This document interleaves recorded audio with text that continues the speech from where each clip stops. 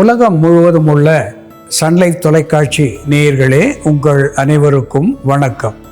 இது நாட்டு மருத்துவம், நலம் தரும் மருத்துவம், எல்லோருக்கும் ஏற்ற பக்க விளைவுகள் இல்லாத பாதுகாப்பான பணச்செலவுகள் இல்லாத மருத்துவம். எளிய மருந்துகளை இந்த நிகழ்ச்சியிலே நாம் ஒவ்வொன்றாக பார்த்து பழகி பயன்பெற்று வருகின்றோம். இன்று சில எளிய மருந்துகளை நாம் தெரிந்து கொள்வோம். லப்லப் பர்பூரியஸ் என்று தாவர பெயராலே சுட்டப்பெறுவது அவரை. ஸ்வீட் பீன்ஸ் என்று கூட, பட்டர் பீன்ஸ் என்று கூட இதை சொல்லுவார்கள். இந்த அவரை நல்ல உணவாகி சர்க்கரை உடலிலே சேராத வண்ணம் தடுக்கின்ற ஒன்றாக விளங்குகிறது. அது மட்டுமல்லாமல் இந்த அவரை இலை சாறு தயிரோடு சேர்த்து உள்ளுக்கு கொடுக்கின்ற பொழுது பேதியை நிறுத்தக்கூடிய ஒன்றாக ஆன்டி டயரியல் என்கின்ற மருத்துவ குணத்தை பெற்றிருக்கிறது. நீர்த்த பேதியையும், சீத பேதி, குருதி கலந்த இரத்த பேதி இவற்றை போக்கக்கூடிய ஒன்றாக இந்த அவரை இலை சாறு 10 ml சாரோடு சிறிது தயிர் சேர்த்து கொடுக்கின்ற பொழுது ஒரு பேதியை நிறுத்தக்கூடிய மருந்தாக விளங்குகிறது என்பது உண்மை. அன்பான நேயர்களே, இந்த பெட்சோர் என்று ஆங்கிலத்திலே சொல்லுவது வழக்கம். நீண்ட நாள் நோய்வாய்ப்பட்டு படுக்கையிலே ஒரே நிலையிலே படுத்து கிடப்பதனாலே தோலிலே புண்கள் ஏற்பட்டு ஆறாத நிலையாக உருவாகிறது. கடுமையான வலியை தரக்கூடியதாக அது திகழ்கிறது. இந்த படுக்கை புண் வந்தபோது அதற்கு விதேனியா சோம்னிஃபெரா என்று தாவர பெயராலே சொல்லப்பெறுகின்ற அமுக்கரா, அஸ்வகந்தி என்ற வடமொழி பெயரிலே சொல்லுவார்கள். இந்த அமுக்கரா சூரணம் ஒரு anti bacterial, anti fungal, anti microbial, anti inflammatory, analgesic என்கின்ற மருத்துவ குணத்தை பெற்று புண்களை ஆற்றுகின்ற வல்லமை உடையதாக திகழ்கிறது. இந்த படுக்கை புண் வந்தவர்களுடைய புண்களின் மேலே இந்த அமுக்கரா சூரணத்தை தூவி வைப்பதனாலே இந்த புண்கள் வெகு சீக்கிரத்திலே ஆறுகின்ற நிலையை நாம் காணலாம். அது மட்டுமல்லாமல் இந்த அமுக்கரா சூரணம் 10 கிராம் அளவு எடுத்து பாலோடு கலந்து அந்தி சந்தி என்று 2 வேளை உள்ளுக்கு கொடுப்பதனாலே நீண்ட நாள் நோய்வாய்ப்பட்டவர்களுக்கு ஒரு ஆல்டர்னேட்டிவ் என்கின்ற வகையிலே உடல் தேற்றியாகவும் புண்களை ஆற்றுகின்ற ஒன்றாகவும் இந்த அமுக்கரா சூரணத்தினுடைய தீநீர் விளங்கும் என்பதிலே ஐயமில்லை.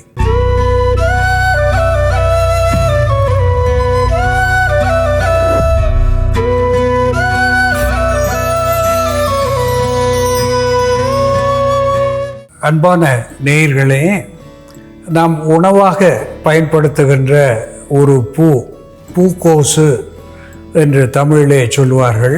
காலிஃப்ளவர் என்று ஆங்கில பெயரை பெற்றிருக்கிறது. காலிஃப்ளவர் இது ஒரு ஆன்டி ஆக்சிடென்ட் என்கின்ற வகையிலே புற்றுநோயை தவிர்க்கக்கூடிய, தணிக்கக்கூடிய ஒன்றாக விளங்குகிறது.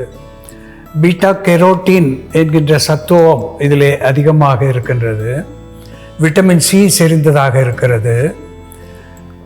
அதோடு கூட கோர்சிட்டின் என்கின்ற வேதிப்பொருள், அதுவும் ஒரு ஆன்டி ஆக்சிடென்ட் என்கின்ற மருத்துவ குணத்தை பெற்றிருக்கிறது. கோலைன் என்று சொல்லுகின்ற விட்டமின் பி இதிலே இருக்கின்றது. குறிப்பாக விட்டமின் பி நரம்பு மண்டலங்களுக்கு, பொதுவாக மூளை நரம்புகளுக்கு பலம் தருவதாக திகழ்கிறது.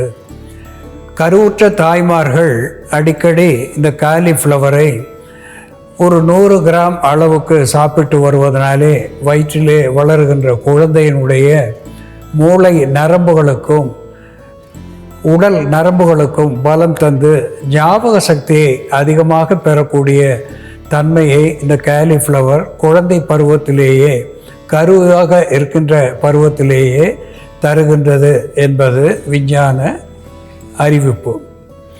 அது மட்டுமல்லாமல் சல்ஃபரோபேன் என்று சொல்லுகின்ற வேதிப்பொருள் இதிலே மிகுதியாக இருக்கிறது. ஒரு ஆன்டி ஆக்சிடென்ட் என்கின்ற வகையிலே இந்த சல்ஃபரோபேன் ப்ராஸ்டேட்டிக் கேன்சர் என்று சொல்லக்கூடிய ஆண்களுடைய விந்து பையிலே ஏற்படக்கூடிய புற்றுநோயை போக்குவது மட்டுமல்லாமல் த பிரஸ்ட் கேன்சர் என்று சொல்லக்கூடிய பெண்களுடைய மார்பகத்திலே வரக்கூடிய புற்றுநோயையும் தடுக்கக்கூடிய வேதிப்பொருளாக விளங்குகிறது.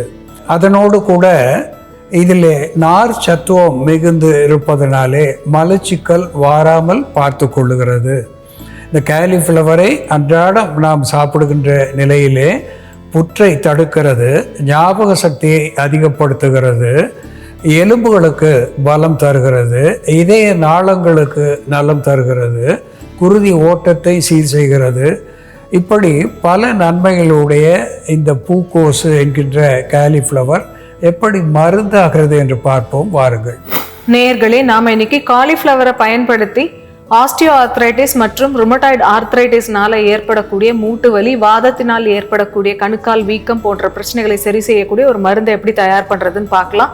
இதற்கு தேவையான பொருட்கள்: காலிஃப்ளவர், மஞ்சள் பொடி, சுக்கு பொடி, தேன்.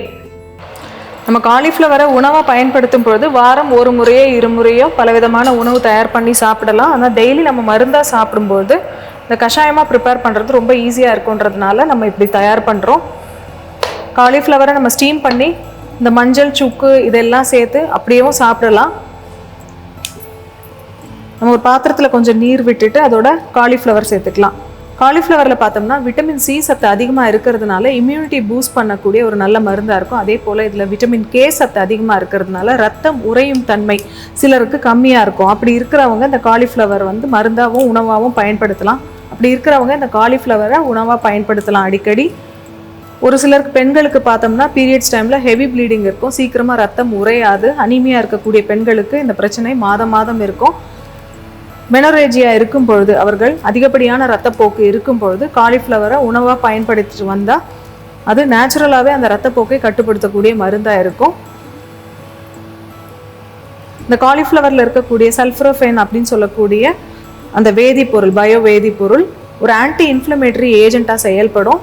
அழற்சியை போக்கக்கூடிய மருந்தாக இருக்கும். அதே போல் ஆர்த்ரைட்டிஸ்னால கார்டிலேஜஸில் ஏற்படக்கூடிய பாதிப்புகளை குறைக்கக்கூடிய மருந்தாக இருக்கிறதுனால ஆர்த்ரைட்டிஸ் இருக்கிறவங்களுக்கு இந்த காலிஃப்ளவர் ரொம்ப நல்லது.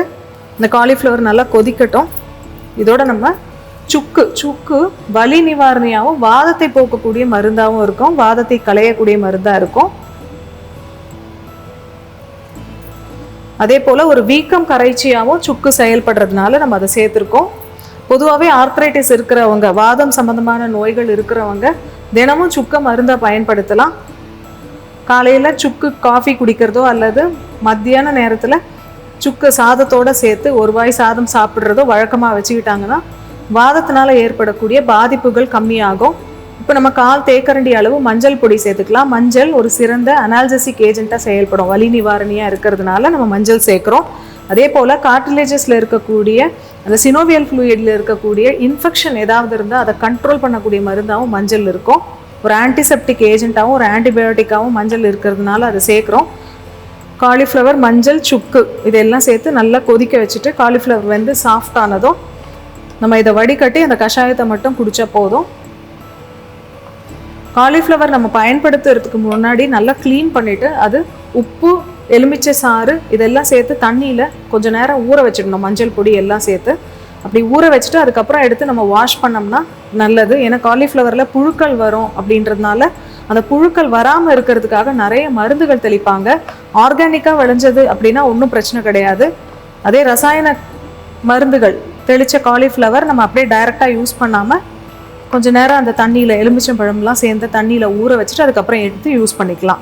மருந்து இப்போ தயாராகிடுச்சு, இதை வடிகட்டிடலாம்.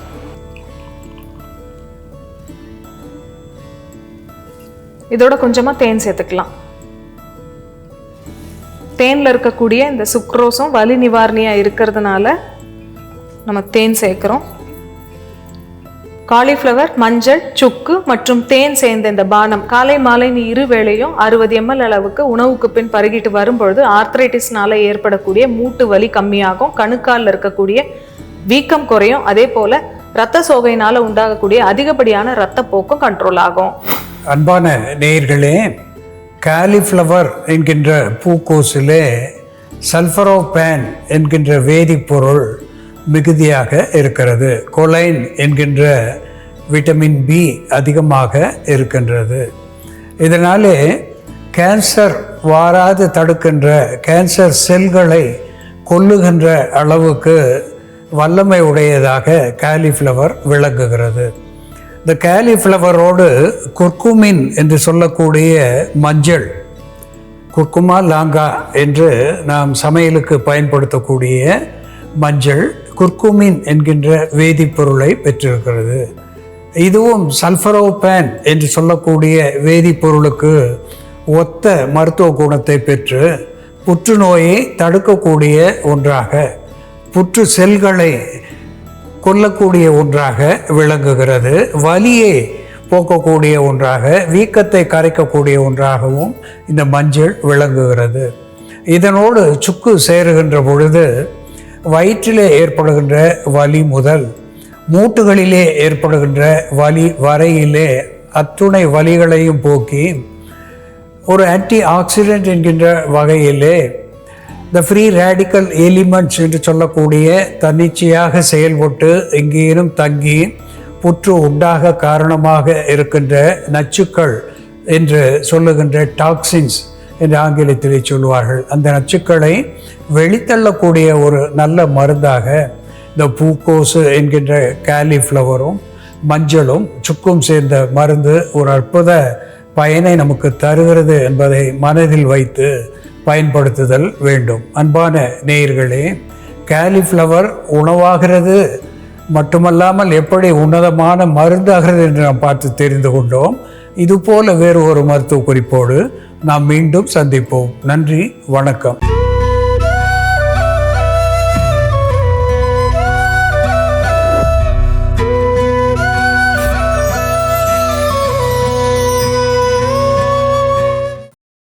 இன்னும் பல வீடியோக்களை காண சன்லைஃப் சேனலை சப்ஸ்கிரைப் பண்ணுங்க.